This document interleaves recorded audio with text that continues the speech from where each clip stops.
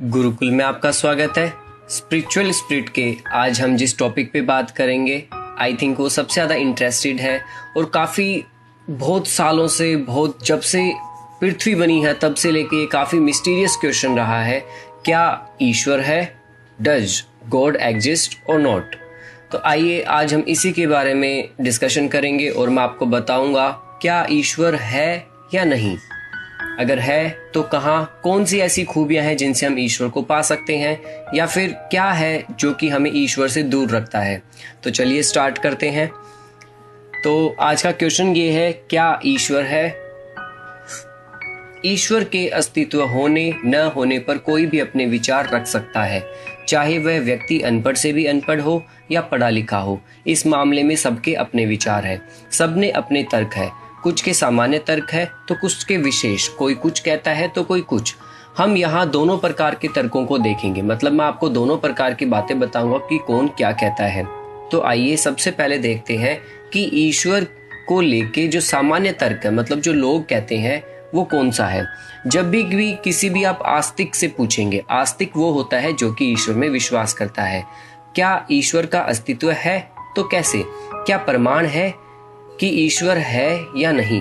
तो एक आस्तिक व्यक्ति पता है क्या जवाब देगा? वो हमेशा यही कहेगा, दुनिया में कोई भी वस्तु बिना किसी के बनाई नहीं बनती, इसलिए इस ब्रह्मांड को भी किसी ने बनाया है। मतलब यूनिवर्स को तो किसी ने बनाया होगा, पृथ्वी, सन, स्टार, सभी को किसी ने बनाया है और यह बनाने वाला ईश्वर है। उसके बाद जो एक दूसरा व्यक्ति होता है नास्तिक, वो पूछता है, नास्तिक उसे कहते हैं जो कि ईश्वर में विश्वास नहीं करता। वो झट से कहेगा, तो फिर ईश्वर को किसने बनाया? इसका जवाब आस्तिक नहीं दे पाता, क्योंकि वह अपने तर्क को सही तरीके से प्रस्तुत नहीं करता और आसान तर्क को बड़ी उलझन बना बैठता है। तो देखिए, यही चलता रहता है दुनिया में। कोई कहता है ईश्वर है, कोई कहता नहीं है। अगर कोई मानता है तो जो नास्तिक होते हैं वो कुछ ऐसे सवाल पूछते हैं जिनका हमारे पास जवाब नहीं होता।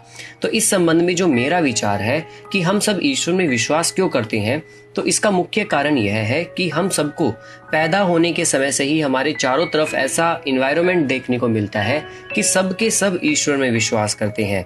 हम देखते हैं कि हमारी माँ, हमारे पिता, हमारी बहन, पड़ोसी सभी मंदिर, चर्च, मस्जिद जाते हैं। घर में भी ईश्वर की पूजा करते हैं।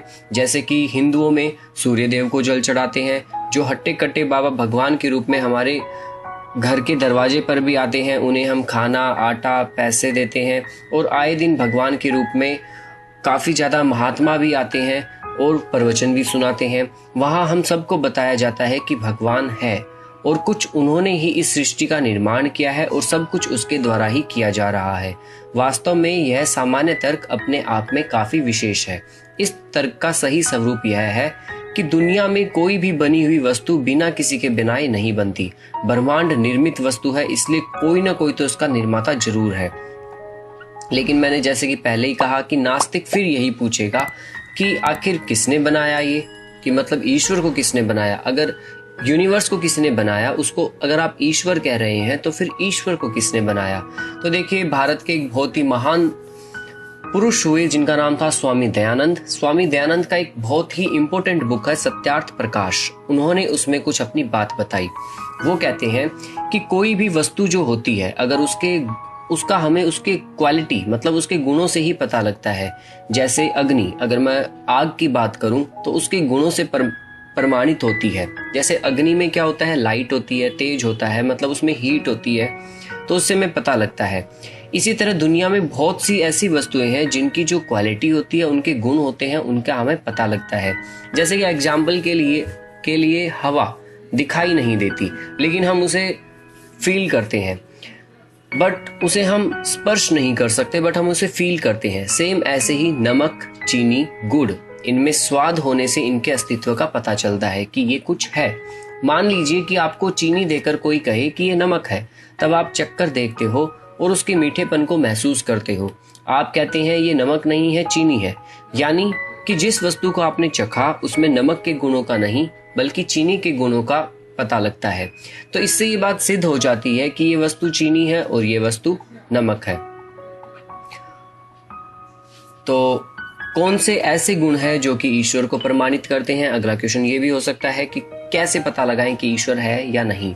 तो देखिए, ये सवाल उठना बिल्कुल स्वाभाविक है कि जिस तरह चीनी का गुण मीठापन है, अग्नि आग का गुण प्रकाश, हीट, लाइट ये है, इसी तरह ईश्वर के कौन से गुण है जिससे उनका अस्तित्व साबित हो।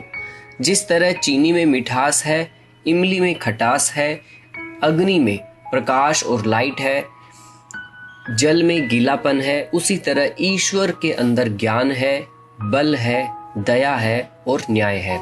ये ईश्वर के अनेक गुण होते हैं। लेकिन अभी सोच रहे होंगे कि जैसे हम मिठास को तो जानकर चीनी का पता कर लेते हैं, उसी तरह ईश्वर के इन गुणों का हम कैसे पता करें? और जब हम ईश्वर के इन गुणों को महसूस नहीं कर सकते तो हम ईश्वर का अस्तित्व कैसे साबित कर सकते हैं कि भगवान है या नहीं? तो भगवान के गुणों का पता कैसे चले? तो देखिए, हम हवा को मतलब एयर को हम फील कर सकते हैं, चीनी को हम चख कर बता सकते हैं, तो आखिर ईश्वर का कैसे बताए? तो ईश्वर को तो हम चख भी नहीं सकते, न सूंघ सकते, न छू सकते, न सुन सकते, न ही देख सकते। तो फिर भगवान का अस्तित्व है या नहीं? तो देखिए, इसका जवाब अब मैं आपको बता रहा हूँ। देखिए, ईश्वर को जानने के लिए आपको ईश्वर के साथ थोड़ा वक्त बिताना पड़ेगा। कहने का तात्पर्य यह है कि आपको, अगर आप ये सवाल खोजेंगे कि ईश्वर रहता कहाँ है, तो इसका जवाब होगा वो हमारे खुद के अंदर ही रहता है। मतलब आपको खुद के साथ वक्त बिताना पड़ेगा, एक अच्छा इंसान बनना पड़ेगा। अच्छा इंसान जैसे आपको लालच नहीं करना ज़्यादा, आपको ज़्यादा संसार की चीज़ों में फंस के नहीं रहना, मटेरियल वर्ल्ड में नहीं रहना, अपनी ईगो को छोड़ना है सबसे इम्पोर्टेंट। आपको अपनी ईगो नहीं रखनी। तो इस तरह से धीरे धीरे जब आप खुद के साथ वक्त बिताओगे और खुद अच्छे होते जाओगे, तो आपको ईश्वर को जानने में काफ़ी ज़्यादा आसानी मिलेगी। वही सही मायने में भगवान को जान सकेगा। जो लोग ये भ्रम पाल के रखते हैं कि वेदों को पढ़ने से भगवान मिल जाएंगे, तो उन्हें इस भ्रम से बाहर निकलना होगा, क्योंकि वेदों में जो लिखी गई या उनसे जुड़ी बातों को पढ़ने से प्रभु का पाने का रास्ता नहीं मिलता है, क्योंकि हम भगवान को नहीं पा सकते। वेद पढ़ने से अगर ज्ञान होता तो ईश्वर के मिलने का रास्ता बनता, तो हर कोई आज ईश्वर के करीब होता। इस दुनिया में भगवान अलौकिक है। इस कारण इंद्रिया मतलब जो हमारे सेंस ऑर्गन्स होते हैं, वो मन और हमारे दिमाग ब्रेन से भक्त लाख जतन करने के बाद भी उन्हें नहीं जान सकते। अगर संतों के बताए रास्ते पर चलने से भक्त को वह नहीं मिलते, तो भगवान तो सच्ची साधना से ही मिलते हैं। कहने का अर्थ, आपको भगवान की भक्ति करनी होगी। मेरा जो सेकंड वीडियो था स्पिरिचुअल स्पिरिट का, वो भक्ति के ऊपर ही था। देखिए, भगवान श्री कृष्ण गीता में खुद कहते हैं कि मुझे कोई भी अपने इंद्रिय, मन और बुद्धि से नहीं जान सकता। उनका चिंतन और मनन नहीं किया जा सकता। हाँ, अगर चिंतन करने से वो मिलते तो अब तक भक्तों को कब का उनको दर्शन हो जाता। तो मनुष्य इस शरीर को, खासकर आपको सत्संग करना होगा या फिर आपको काफ़ी अच्छा कर्म करना होगा, कुसंग से बचना होगा, तभी आप भगवान को पा सकते हैं। इसलिए मनुष्य को ये चाहिए कि अब जो भी कर्म करो उसे भगवान को समर्पित कर दो। मतलब ये कि मैं आपको ये बताना चाहता हूँ कि ईश्वर को पाने का सबसे सही तरीका यही है। क्या ईश्वर है या नहीं, तो ये एक एक्सपीरियंस की बात है। अगर मैं अपने अनुभव के अनुसार कहूँ तो मैं कहूँगा हाँ, ईश्वर है। उसको जानने के तरीके अलग अलग हैं। तो ये डिपेंड आप पे करता है कि आप कौन सा तरीका अपनाते हैं। सबसे बेस्ट ये, आप खुद के साथ वक्त बिताइए। खुद में जो भी आप में गलत आदतें, गलत चीज़ें हैं, उनको सही करते जाइए, तो आप खुद से ही अपने आप में एक ईश्वर बन जाएंगे। जैसे कि देखा जाए, गौतम बुद्ध, जीसस क्राइस्ट, महात्मा गांधी और भी न जाने कितने संत महापुरुष हमारे समाज में ऐसे हुए जिनको आज भगवान का दर्जा है, क्योंकि उनके कर्म अच्छे थे। तो सारी बात घूम फिर के आती है कर्म पर। आप कर्म अच्छे कीजिए, आप अच्छे इंसान बनिए, आप खुद ही भगवान है। तो भगवान को ढूंढने की कहीं जरूरत नहीं, वो आप में खुद में ही है। Thank you so much guys, आज के लिए इतना ही। तो